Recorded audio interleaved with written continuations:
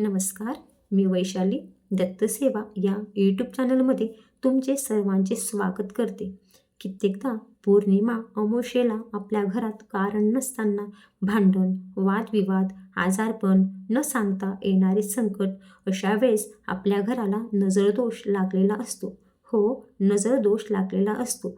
मग अशा वेळेस आपण जर गिरगाईच्या शेणाची गोवरी घेऊन त्यावर भीमसेनी कापूर, 2 लवंग, सकाळ संध्याकाळ, अमावस्या व पौर्णिमेला देव्हाऱ्यासमोर आपल्या कुलस्वामिनीचे, स्वामी समर्थांचे, गुरु दत्तांचे स्मरण करून जाळायचा आहे आणि ही जळालेली राख आपल्याला नदीमध्ये प्रवाहित करायची आहे.